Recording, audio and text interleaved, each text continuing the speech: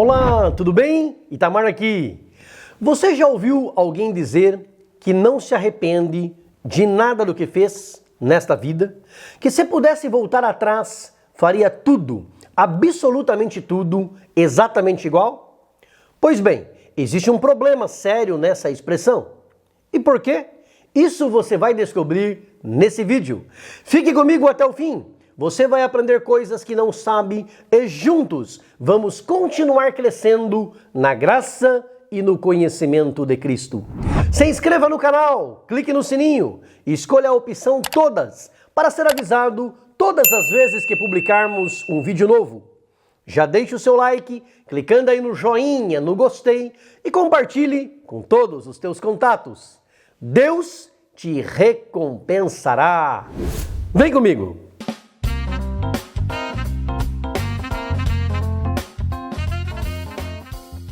Arrependimento é um pesar, um lamento por algo de ruim que alguém tenha feito. É a negação de algo que a pessoa pensou ou fez no passado. Mas é mais do que isso. Arrependimento é um sentimento sincero de que não deveria ter feito o que fez ou não deveria ter se comportado da maneira que se comportou. E envolve mudança de atitude.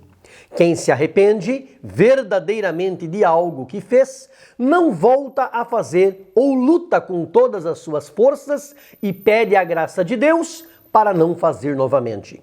No livro de Gênesis, no capítulo 6, versículos 5 e 6, o próprio Deus se arrepende de algo que ele fez.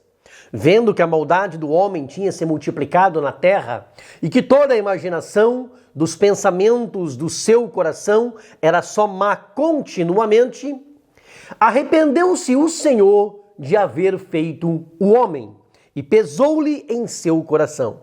Foi por isso que ele enviou o dilúvio sobre a terra. E essa não foi a única vez que Deus se arrependeu. Quando Moisés estava com Deus no alto do Monte Sinai, recebendo os 10 mandamentos, como Moisés estava demorando e eles acharam que ele tinha morrido, eles construíram um bezerro de ouro para adorar.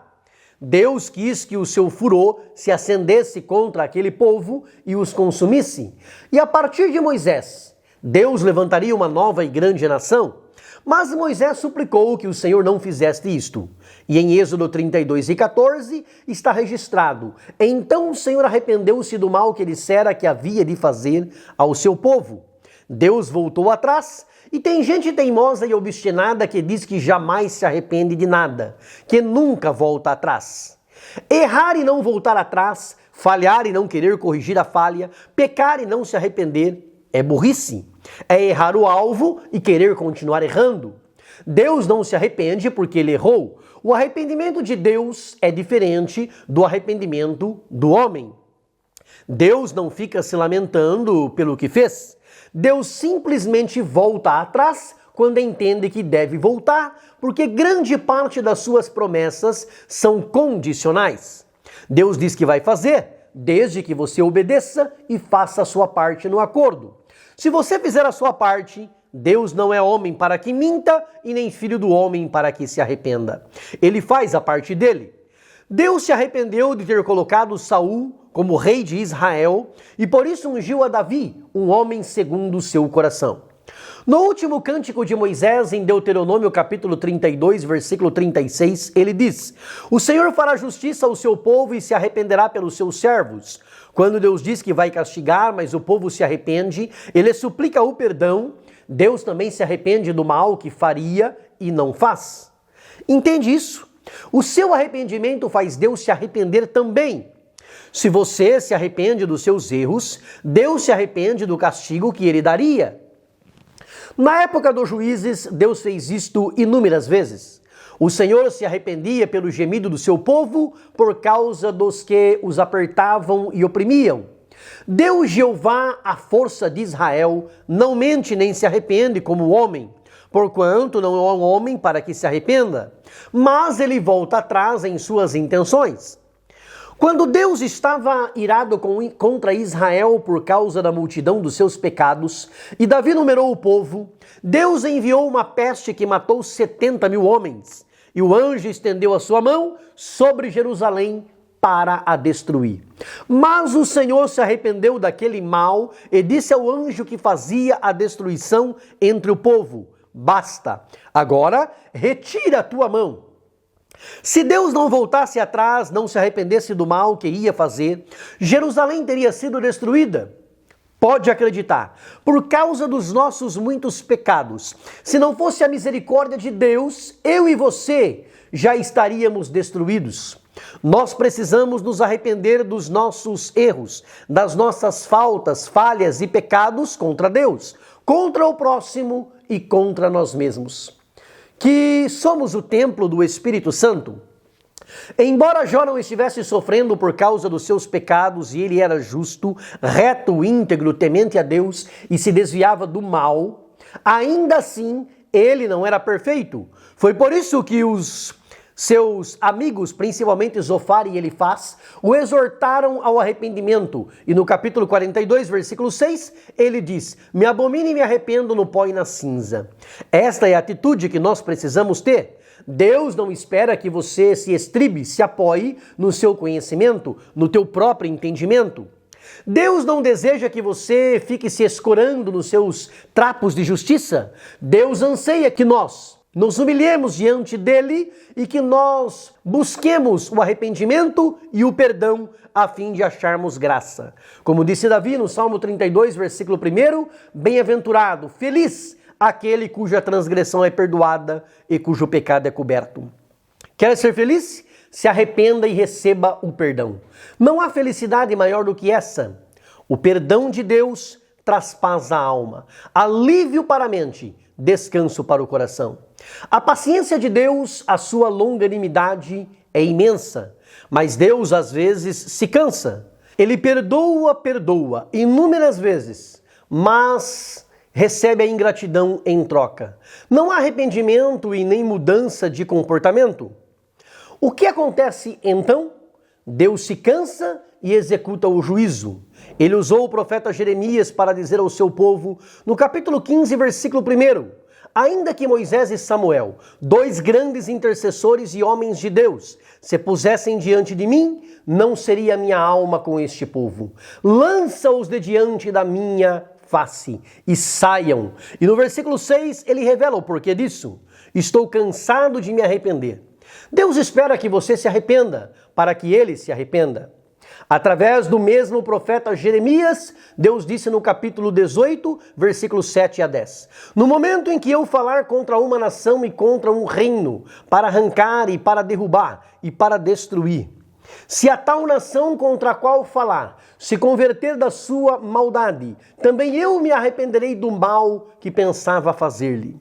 E no momento em que eu falar de uma gente e de um reino para o edificar e para plantar, se ele fizer o mal diante dos meus olhos, não dando ouvidos à minha voz, então me arrependerei do bem que tinha dito lhe faria.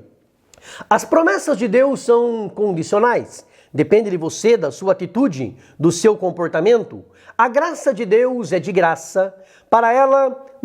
Mas ela não foi conquistada de graça. Custou o sangue precioso de Jesus e com as nossas atitudes e comportamentos, nós estamos valorizando ou não o seu sangue derramado por nós.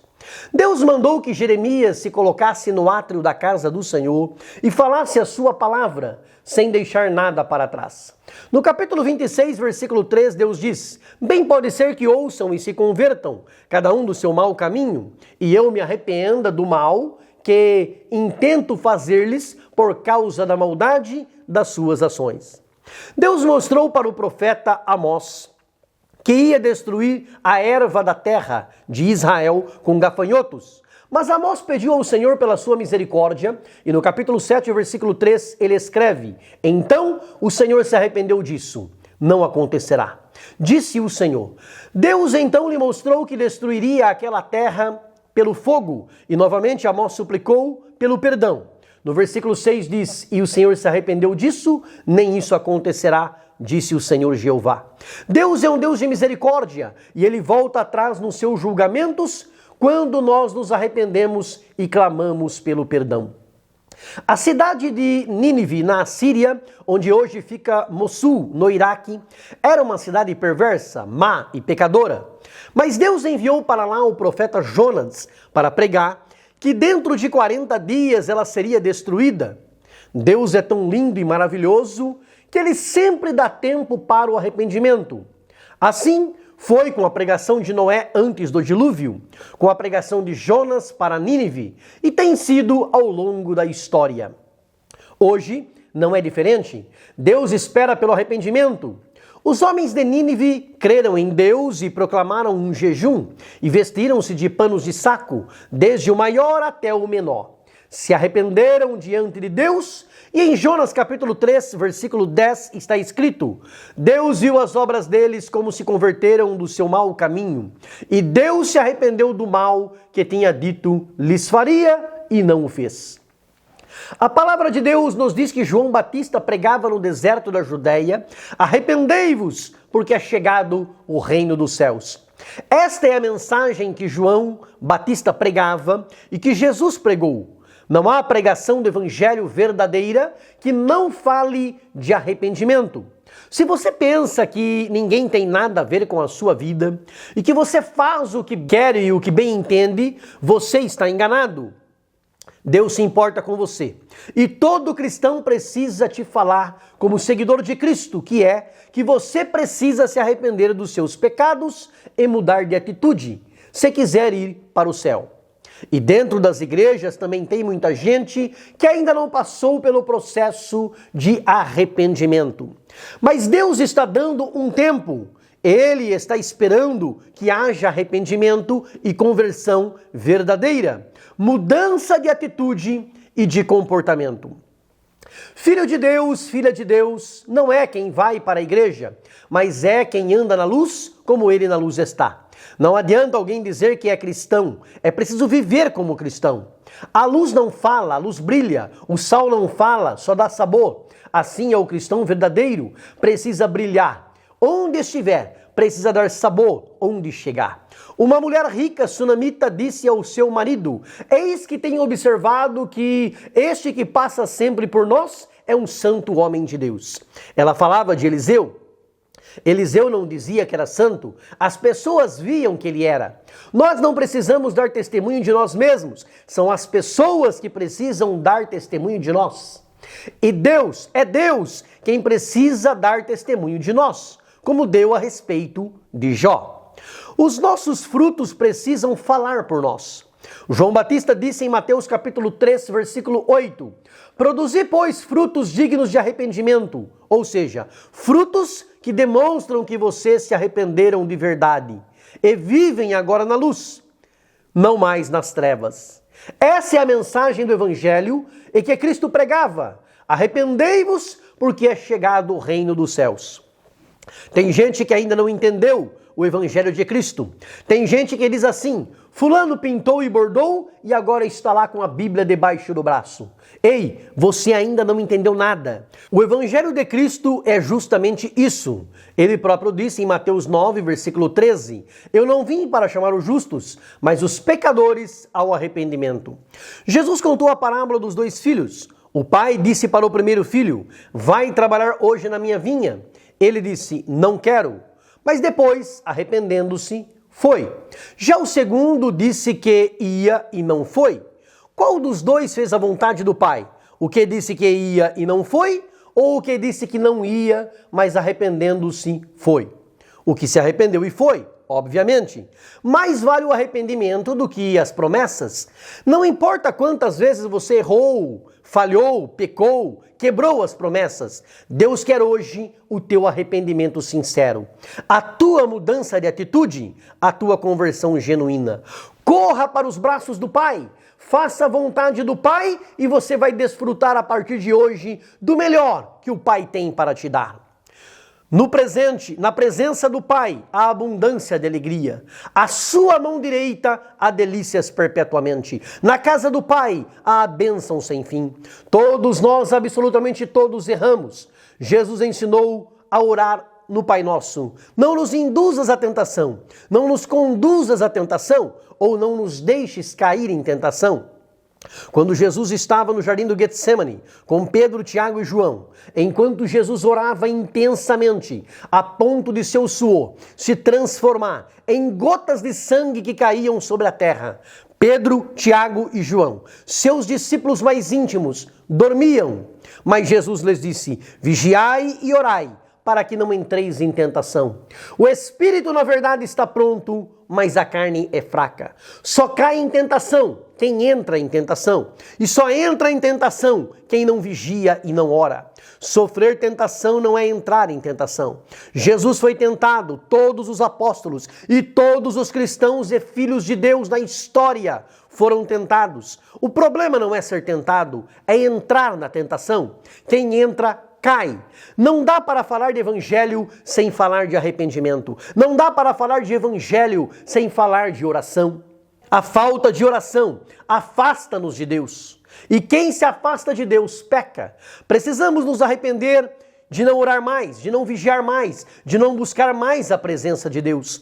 Todas as vezes que nós pecamos é porque não estamos orando e não estamos vigiando. Quem mantém uma vida de oração e vigilância está sempre pronto para as batalhas espirituais. Pedro não orou e não vigiou. E mesmo dizendo que jamais negaria o seu mestre, quando ele estava perto da fogueira, uma mulher o reconheceu como um discípulo de Jesus, o acusou e ele negou. Por mais 2 vezes, Pedro furiosamente o negou. E após ter negado por 3 vezes, o galo cantou.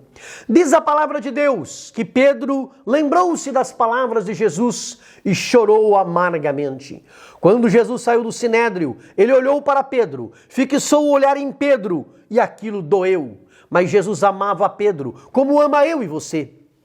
Após a ressurreição, o anjo que estava dentro do sepulcro de Jesus diz para Maria Madalena, para Salomé e Maria, mãe de Tiago: ide, dizei a seus discípulos e a Pedro que ele vai adiante de vós para a Galileia. Ali o vereis, como ele vos disse.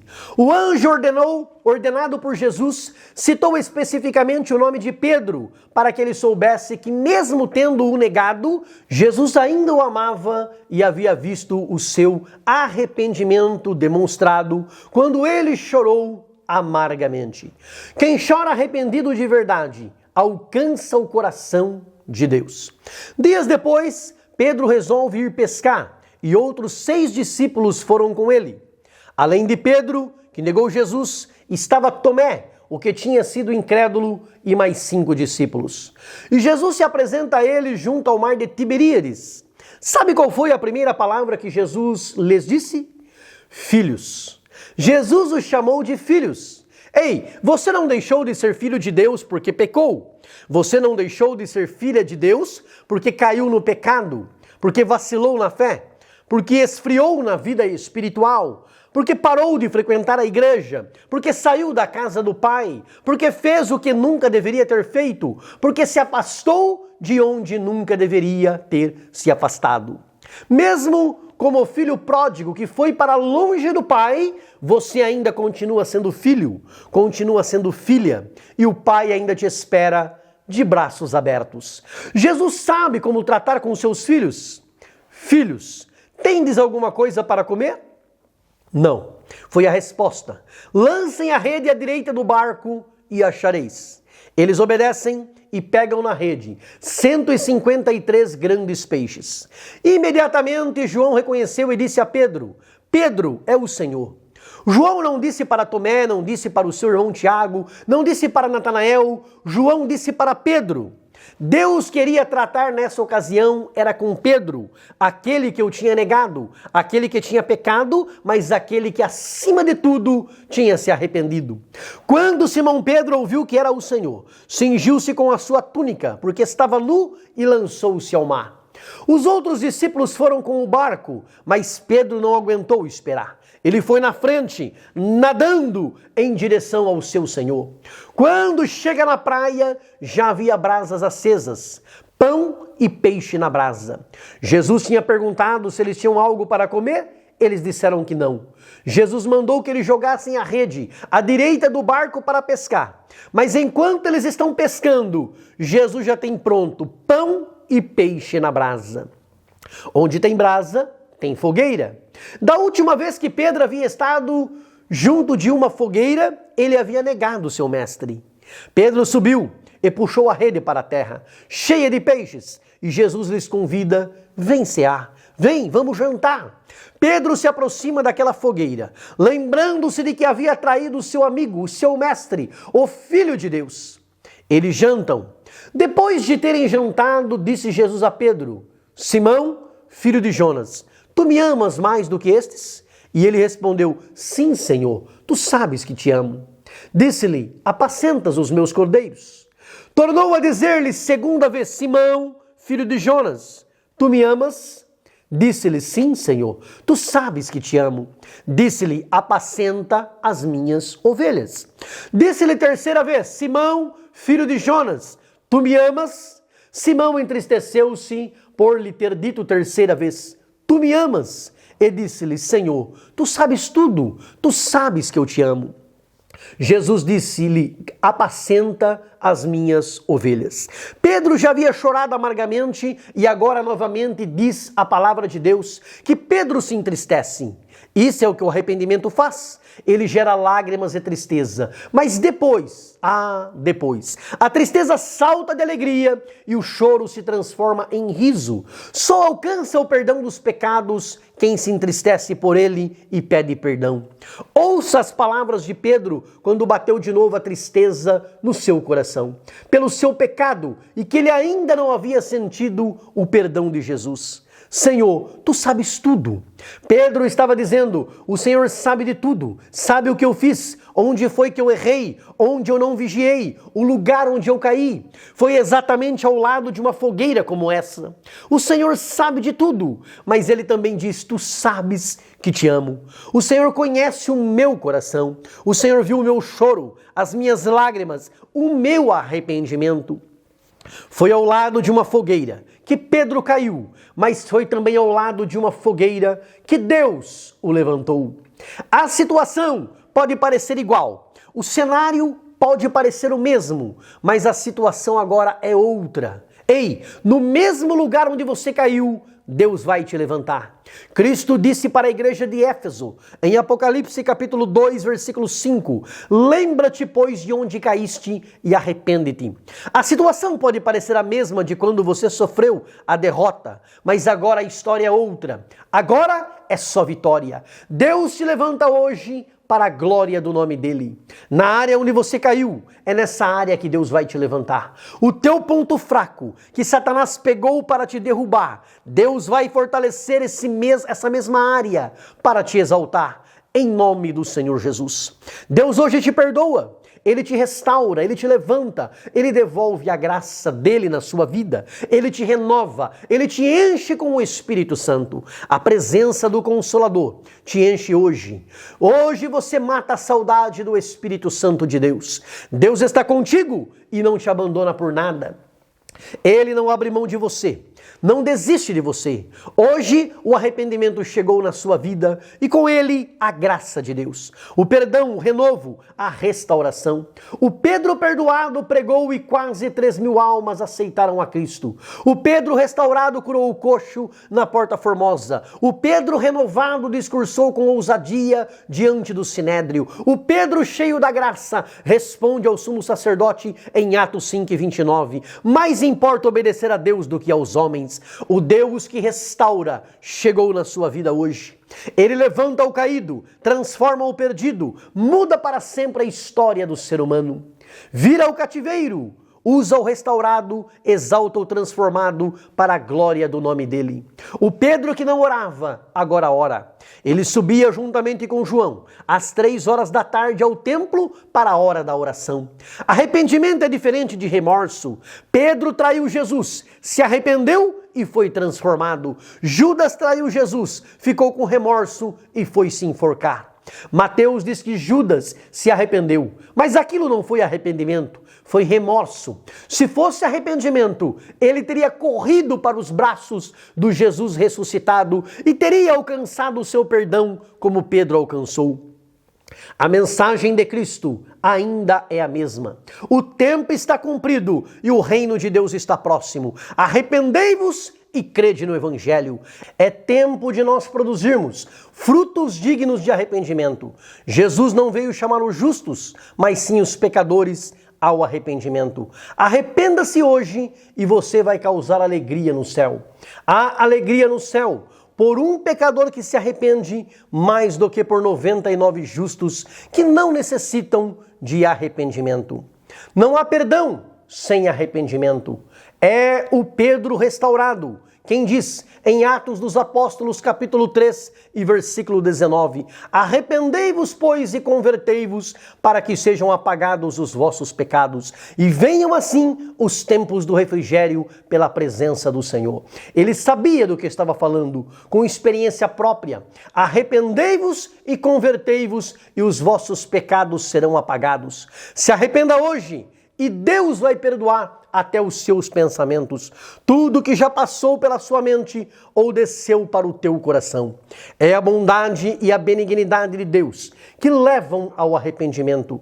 A partir de hoje, em nome do Senhor Jesus, você só produzirá obras dignas de arrependimento. Ah, Pedro, que transformação! Ele escreve em sua segunda carta, no capítulo 3 e versículo 9: o Senhor não retarda a sua promessa, ainda que alguns a tenham por tardia, mas é longânimo para convosco, não querendo que alguns se percam, senão que todos venham a arrepender-se. Deus é paciente e dá tempo para o ser humano se arrepender.